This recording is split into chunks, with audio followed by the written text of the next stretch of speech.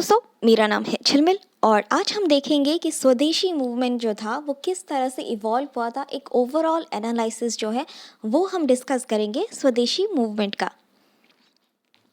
तो मूवमेंट इतना ज़्यादा मैसिव स्केल पे हुआ था, जहाँ पे वुमेन ने पार्टिसिपेट किया था, स्टूडेंट्स ने पिकेटिंग स्टार्ट कर ली थी, लेकिन मूवमेंट ग्रेजुअली फेड आउट हो गया था। फर्स्ट हम देखेंगे कि इस मूवमेंट के नेगेटिव्स क्या थे, उसके बाद हम देखेंगे कि इस मूवमेंट के पॉजिटिव्स क्या थे। तो नेगेटिव इसीलिए था क्योंकि इतना मासिव स्केल पे मूवमेंट हुआ था, लोग सड़कों पे उतर आए थे, इतना ज़्यादा जो था एनर्जी चैनलाइज हुआ था, लेकिन उस एनर्जी को किस तरह से कंजर्व करके रखे वो नहीं पता था। यहाँ पे इस मूवमेंट में एक तरह से गांधीयन पॉलिटिक्स की झलकी जो है वो देखने को मिली थी, जहाँ पे गांधीयन पॉलिटिक्स में जैसे महात्मा गांधी ने किस तरह से non cooperation, passive resistance, filling of British jail, इस तरह से भूख हड़ताल करना, पैसिव रेजिस्टेंस, सब चीज़ों को बॉयकॉट करना, ये सारे गांधीयन पॉलिटिक्स के आइडियोलॉजी है। जब महात्मा गांधी एंट्री मारेंगे उसमें हमें ये सब बहुत डिटेल में देखने को मिलेगा, लेकिन इसकी झलकियाँ हमें देखने को मिली थी स्वदेशी मूवमेंट के दौरान। लेकिन इतना मैसिव स्केल पे इतना मस्त टेक्निक होने के बावजूद ये फेल क्यों हुआ? क्योंकि जैसे महात्मा गांधी एक बहुत ज़्यादा स्ट्रॉन्ग पॉलिटिकल लीडर थे, जिन्होंने अपनी मासेस को, अपनी पॉलिटिकल एजेंडास को चलाने के लिए एक कंट्रोल्ड अप्रोच रखा। He was neither violent nor he was aggressive. उन्होंने एक बहुत कंट्रोल एम्बियंस करके रखा, जिसकी वजह से उनका मूवमेंट बहुत टाइम तक चला। वैसे भी हम कंपैरेटिव एनालिसिस बाद के जब गांधी जी आएंगे तब हम देखेंगे अच्छे से, लेकिन इस मूवमेंट में, स्वदेशी मूवमेंट में क्या था कि लीडर्स जो थे they were not of that matured, मतलब इतना कंट्रोल्ड एनवायरनमेंट, सिचुएशन को कंट्रोल करने की कैपेसिटी नहीं थी उनमें। The movement failed to create an effective organization or a party structure. It threw up an entire game of techniques that came to be associated with Gandhian politics, ranging from non-cooperation, passive resistance, filling of British jails, social reforms, and constructive work, but failed to give this technique a disciplined focus. Mahatma Gandhi ji जिस भी, चाहे वो सत्याग्रही हो या फिर चाहे वो अनहन strike हो, मतलब हंगर स्ट्राइक हो, वो एक डिसिप्लिन्ड अप्रोच में हर चीज़ को, हर आंदोलन को चलाते थे। लेकिन यहाँ पे भले ही यहाँ पे जो लीडर्स थे, चाहे वो लाल बाल पाल की जोड़ी हो, कोई भी हो, टेक्निक्स बहुत जम के निकाल देते थे, लेकिन उसको मेंटेन करके रखने में वो सक्षम नहीं हो पाते थे। इसीलिए ये मूवमेंट कहीं ना कहीं फेड हो गया। उसके बाद उनके जो लीडर्स थे like Aurobindo Ghosh, he retired, he was like अब हमसे ना हो पाएगा, हम तो जा रहे हैं हिमालय। तो ये संन्यास लेने चले गए। तो मूवमेंट जो था एक्सट्रीमिस्ट एक तरह से अनाथ हो गए। They were term leaderless. The movement was rendered leaderless, with most of the leaders either arrested or deported by 1908, and with Aurobindo Ghosh and Bipin Chandra Pal retiring from active politics. जो Lord Curzon की repressive activities थी, जहाँ पे जैसे आपने देखा बहुत सारे स्टूडेंट्स को ग्रांट कैंसिल कर दिया गया, लोगों को जेल में डाल दिया गया, और वहीं पे इतना मैसिव मूवमेंट को चलाने के लिए लीडर्स जो थे औरबिंदो घोष, लाल बाल पाल, ये सब रिटायर होने चले गए कि हमसे ना हो पाएगा। तो इसीलिए इतना जाइगेंटिक स्टेज पे मूवमेंट हुआ था, लेकिन वो मूवमेंट लीडरलेस या अनाथ हो गया।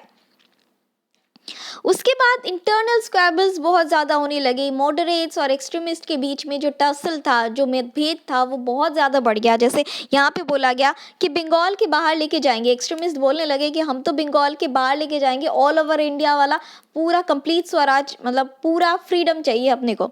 तो यहाँ पे ये जो मॉडरेट्स थे दे वर लाइक नहीं नहीं, हमारी पॉलिटिकल कंडीशन जो है वो ख़राब हो जाएगी, हम बंगाल के बाहर नहीं जाएंगे। तो इस तरह से एक इंटरनल टसल भी हो गया इंटरनेशनल कांग्रेस के आपस के लीडर्स में, कि दोनों के मतभेद, दोनों की वे ऑफ एक्शन, दोनों की टेक्निक्स जो है वो मैच नहीं कर रही थी। तो इंटरनल स्ट्रगल्स भी हो गए, जिसकी वजह से उनकी यूनिटी कहीं ना कहीं भंग हो गई।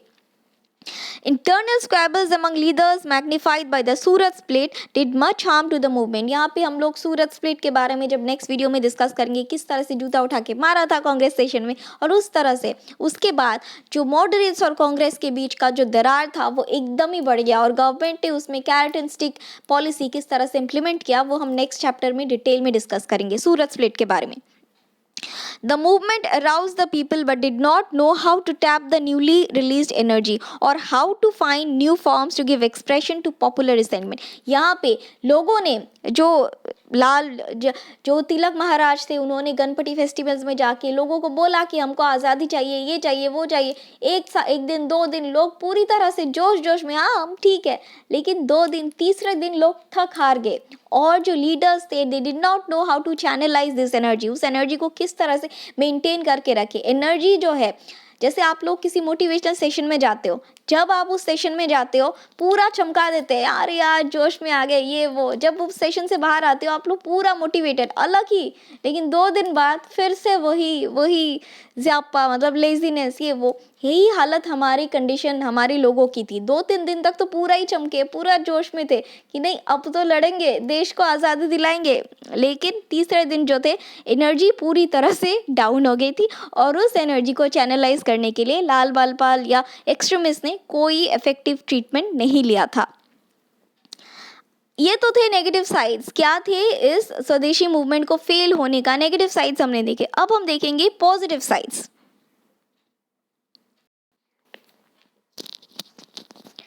The movement proved to be a leap forward in more than one ways. Hitherto untouched sections, students, women, some sections of urban and rural population participated. इससे पहले के जो मूवमेंट्स थे वहाँ पे वुमेन को नेग्लेक्ट किया गया था। ये मूवमेंट एक एक्सेप्शनल इसीलिए था क्योंकि यहाँ पे वुमेन को जो स्टूडेंट्स थे एक्सेप्शनल, जो ऑल ओवर द मासेस थी, मतलब मेजॉरिटी ऑफ द मासेस जो सड़कों पे उतर आई थी, इसीलिए ये मूवमेंट एक्सेप्शनल था compare to all other movements. इस मूवमेंट में हर एक रिवॉल्यूशनरी मूवमेंट का ट्रेंड जो है झलकियाँ देखने को मिले थी। From passive resistance to prayers, petitions, जो मॉडरेट्स की तरफ से मिला था, उसके हमारे एक्सट्रीमिस्ट की तरफ से मिला था, जो बॉयकॉट हुआ था। तो एक मूवमेंट में जैसे बैलेंस डाइट में हर तरह के एलिमेंट आपको मिलती है, कार्बोहाइड्रेट, फैट्स, प्रोटीन, ठीक उसी तरह से इस मूवमेंट में आपको हर चीज़, हर एक ट्रेंड देखने को मिलता था। चाहे वो प्रेयर्स पिटिशन हो, उसके बाद पॉलिटिकल एक्सट्रीमिज्म हो, रिवॉल्यूशनरी टेररिज्म हो, लोग सड़कों पे आए थे जो बर्न कर रहे थे, जो फॉरेन क्लॉथ्स को बर्न कर रहे थे, मैनचेस्टर क्लॉथ्स को बर्न कर रहे थे, यहाँ पे मॉडरेट्स प्रेयर पिटिशन कर रहे थे, लोगों को अवेयरनेस जगा रहे थे। तो हर चीज़, हर एक एलिमेंट इस मूवमेंट में प्रेजेंट थी। बस ज़रूरत थी कि एनर्जी को चैनलाइज करके कंजर्व करके रखने की, जो नहीं हो पाया। The richness of the movement was not confined to the political spheres alone, but encompassed art, literature, science and industry also. जैसे कि मैंने कहा कि उस दौरान रविंद्र संगीत जो है वो बहुत ज़्यादा फेमस हो गया था। अमर सोनार बांग्ला, वो बांग्लादेश का अभी जो है वो नेशनल एंथम भी बन गया। तो उस दौरान ये जो मूवमेंट था, it was not limited to the political spheres, it had its branches to every, मतलब आर्ट एंड कल्चर उस टाइम पे फ्लरिश हो रहा था। हम लोगों ने हमारी आर्ट एंड कल्चर की जो गरिमा है उसको पहचानने लगे थे हम लोग। उसके बाद संगीत, सब कल्चरल स्पेयर्स में भी हम लोग अपना स्वदेशी करने लगे थे। मतलब फैक्ट्रीज वगैरह हम लोग खुद के बना रहे थे। एजुकेशनल स्पेयर्स में भी हम लोग खुद के एजुकेशन, वर्नेकुलर एजुकेशन पे एम्फासाइज कर रहे थे। तो this movement was not limited to the political sphere alone, it had its branches to all, मतलब कल्चरल स्पेयर्स में, उसके बाद art, literature, science, industry, vernacular language, सब में ये मूवमेंट स्प्रेड आउट हो गया था। People were aroused from slumber and now they learned to take bold political positions and participated in new forms of political work. People, जो masses थी, जो middle class लोग थे, उनको अपनी आवाज़ उठाना जान गए थे इस मूवमेंट से। इस मूवमेंट से जब तिलक महाराज घंटों घंटों, मैंने उनकी जो बायोग्राफी है वो पढ़ी है, वो घंटों घंटों लोगों को बताते थे कि किस तरह से अपना हक मांगना चाहिए। तो तब लोगों में अवेयरनेस आई थी कि हाँ, मॉडरेट्स तो उन्हें कुछ बता भी नहीं रहे थे। मॉडरेट्स बस एक पेपर में जो आर्टिकल है लिख देते थे और वो अंग्रेज़ों तक पहुंचाते थे, लेकिन लोगों के घरों तक जाके, लोगों के दिलों तक पहुंच के जो एक्सट्रीमिस्ट ने इस मूवमेंट के ज़रिए जो है लोगों तक पहुंचाया था कि हमसे हमारा हक जो है वो डिप्राइव करा गया है। Thus, with the coming of Swadeshi and boycott movement, it became clear that the moderates had outlived their utility and their politics of petition and speeches had been obsolete. तो यहाँ पे तो जब स्वदेशी मूवमेंट आया था, इट वॉज क्लियर कि moderates का जो दौर था, वो टाइम था, वो चला गया। अब एक्सट्रीमिस्ट का दौर आ गया। तो after the huge response of the masses in the स्वदेशी मूवमेंट, जब स्वदेशी मूवमेंट के लिए जो मासेस थी उन्होंने इतना ज़्यादा ट्रिमेंडियस रिस्पॉन्स दिखाया था, तब मॉडरेट्स ने कहीं ना कहीं ये रियलाइज़ कर लिया था कि हमारा टाइम तो गया, अब एक्सट्रीमिस्ट का दौर शुरू हो गया। The failure to work among the masses had mean that their ideas did not take root among the masses। तो यहाँ पे मॉडरेट्स कहाँ पे फेल हो गए, क्योंकि मॉडरेट्स ने मासेस को इन्वॉल्व नहीं किया था। यहाँ पे जो मॉडरेट्स के आइडियाज़ थे वो सिर्फ अपर मिडिल क्लास के लोगों तक, ज़मींदार तक ही सीमित थे। जो पूरे मासेस थे वहाँ तक उनको पता ही नहीं था कि चल क्या रहा है।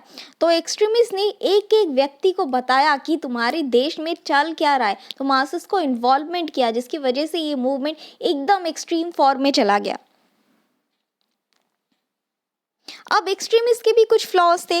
The extremist ideology and it's functioning also lacked consistency. दोनों जो एक्सट्रीमिस्ट के ही आपस में, जैसे कि औरविंद के आइडियोलॉजी अलग थे और तिलक के आइडियोलॉजी अलग थे। तिलक को चाहिए था, अरविंदो घोष को चाहिए था कंप्लीट सेल्फ गवर्नमेंट, मतलब पूरे गवर्नमेंट पे सिर्फ हिंदुस्तानियों का ही हो, मतलब कंप्लीट सेल्फ गवर्नमेंट। लेकिन जो ये था तिलक महाराज थे, उनको चाहिए था स्वराज, उनके हिसाब से स्वराज मतलब पार्शियल सेल्फ गवर्नमेंट। तो इन दोनों की आइडियोलॉजीज में भी जो डिफरेंस थी, तो इसी वजह से यूनिटी कहीं ना कहीं लैक कर रही थी। लेकिन ओवरऑल क्या है कि जो एक्सट्रीमिस्ट थे, जो तिलक महाराज और अरविंद घोष, उनके जो मोड ऑफ एक्शन थे वो कंपैरेटिवली, अगर कंपैरेटिव एनालाइज करें तो it was a progressive as compare to the moderate. तो एकदम ही टॉर्टोइस की चाल चल रहे थे, तो उसके कंपैरिजन में जो एक्सट्रीमिस्ट की जो मोड ऑफ एक्शन थी, they were comparatively better. But at the politico-ideological level, their emphasis on mass participation and on the need to broaden the social base of the movement was a progressive improvement upon the moderate politics. They raised patriotism from a level of academic pastime to one of service and sacrifice for the country। यहाँ पे जहाँ पे moderates ने सिर्फ prayer petition के जरिए ही अपना patriotism show किया था, वहाँ पे ये एक्सट्रीमिस्ट ने बोला कि अगर चाहिए स्वराज तो सैक्रिफाइस करना सीखो। यहाँ पे स्टूडेंट्स को इन्वॉल्व किया, वुमेन को इन्वॉल्व किया, तो यहाँ पे एक मास एक्सट्रीम लेवल पे किया कि पेट्रियोटिज्म चाहिए, अगर इंडिपेंडेंस चाहिए तो सब कुछ सैक्रिफाइस करना सीखो। जैसे यूपीएससी अगर क्लियर करना है तो सैक्रिफाइस करना सीखो, अपनी जो व्हाट्सअप हो, पबजी हो, सब कुछ सैक्रिफाइस करना चाहिए। तो एक्सट्रीमिस्ट का मोड ऑफ एक्शन यही था। लेकिन यहाँ पे एक्सट्रीमिस्ट कहीं ना कहीं लैक किया हुआ था कि कहीं ना कहीं वो लोग एक थोड़ा सा नेगेटिव साइड में पोर्ट्रे कर रहे थे, कि जैसे कि तिलक महाराज हिंदू राष्ट्र के बारे में बात कर रहे थे, जिसने कहीं ना कहीं जो मुस्लिम कम्युनिटी थी उसको थोड़ा सा ऑफेंड कर दिया था। तो वो ज़्यादातर हिंदू राष्ट्र के बारे में ही बात करते थे। तिलक जो उन्होंने एज ऑफ कंसेंट बिल के खिलाफ भी अपोजिशन जारी किया था, जिसके बारे में एक कंट्रोवर्सी हुआ था। उसके बाद उनकी जो गणपति और शिवाजी फेस्टिवल्स थे, वहाँ पे भी उन्होंने जो काउ किलिंग कैंपेन्स थे मुसलमानों की, उनके खिलाफ उन्होंने बोला कि मुसलमान तो काउ किलिंग स्लॉटर करते हैं, ये वो। तो जिसने एक पर्टिकुलर कम्युनिटी को थोड़ा सा ऑफेंड कर दिया और उनका सपोर्ट गार्नर करने में थोड़े से असमर्थ रहे, क्योंकि वो एक तरह से हिंदू राष्ट्र, कट्टर हिंदू जो है वैसा पोर्ट्रे कर रहे थे अपने आप को। वो नहीं थे ऐसे, लेकिन ऐसा पोर्ट्रे कर रहे थे कि हम तो कट्टर हिंदू है और हमको कट्टर हिंदू राष्ट्र ही बनाना है। तो इस वजह से एक नेगेटिव इम्पैक्ट भी कहीं ना कहीं पड़ा था। तो ये है हमारे वीडियो का एंड। नेक्स्ट वीडियो में हम देखेंगे कि सूरत स्प्लिट क्या हुआ था और किस तरह से पूरी तरह से बढ़ गया था मॉडरेट्स और एक्सट्रीमिस्ट, और उसके बाद उसमें गवर्नमेंट का रिस्पांस क्या था, गवर्नमेंट ने किस तरह से कैरेट एंड स्टिक पॉलिसी जो है वो इम्प्लीमेंट किया था। तो ये हमारे वीडियो का एंड। आज के लिए बस इतना ही, कल फिर मिलेंगे कुछ नए लेक्चर्स के साथ। Thank you.